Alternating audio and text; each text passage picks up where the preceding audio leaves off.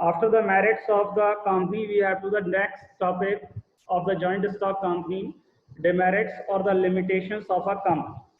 While demerits are some drawbacks which are to be in the large form of organization, that is company. The first is the complexity in the formation. While the company is a legal formation, so the closure is also be the legal by the legal formation.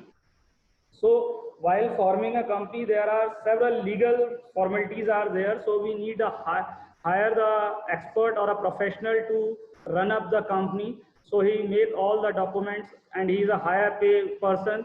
So that is a complexity in the formation. Formation of a company involves a lengthy and the complexity procedure. Many documents have to be prepared and submitted. Various permissions have been obtained to perform the activities, expert activities who carry high fees. That's why it is a complex formation and a high expenditures are to be involved in the formation of a company. The next is the lack of secrecy. While the company form of organization can issue its information to the public, so there is no secrecy in their accounts, because all the shareholders wants to be the information about the company formation. As per the Company Act 1956, the company is required to perform lot of information to the office of the registrar of the company. That's why there is a lack of secrecy. The next is the impersonal working environment, because their working environment is impersonal, because the different shareholders are the members of the company. They all are having a shareholders, and the people who are working in the organization, they all are not the owners of the company. They are hired, so they have impersonal working environment is there. They do not have the full interest in the company. They are interested to only to get the good salary in the organization, because they work for the other, not for itself. So the company is not managed by owner, but it is managed by the professional managers. The management gets salary for the service, so there is no direct relation between the efforts and reward. The next is the numerous regulation. While to form the company, there are several regulations to form a company.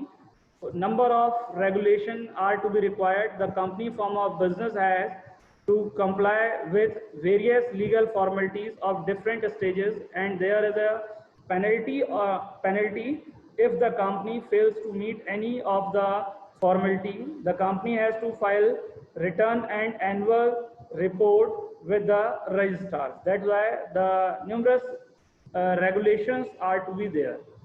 Next is the delay in decision.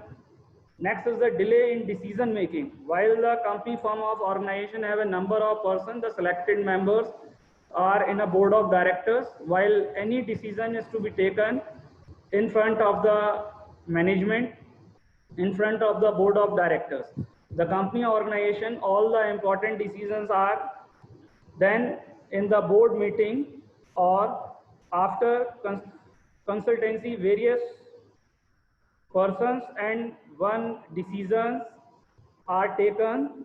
These have to be communicated to everyone, which is again a lengthy procedure, as a large number of people are working in the company at different levels. So there is a delay in taking the decision making, because the information can be conveyed from the number of authorities and they have to be signed, then decision can be followed in the organization. So it is a delay in decision making. The next is democratic management. While in a company form of organization, all the shareholders have their voting right. They elect the members, that the members are known as directors of the company. They work on the behalf of the shareholders for the welfare of the company. Or there is a democratic setup in the company form of business, but this democratic setup exists only on paper. In real particular company, it is in the hands of the control of the few people known as directors. The directors have complete control over the company. These people take all the decision for the welfare of the company. So it is a democratic management. They take the decision for their own behalf, not for the handling of the shareholders. The next is the conflict in interest. While the different members are working in the organization, they are not the shareholders. So in company, various groups of people are involved, such as shareholders, debenture holders, employees, directors. Each group has different interests. So the common interest is not there. So they all are work for their own interests, and they get the information for their own way and for their own interest. So there is a conflict between the interest of the workers, shareholder, directors or board of directors, or the shareholders or debentures holders. Thank you.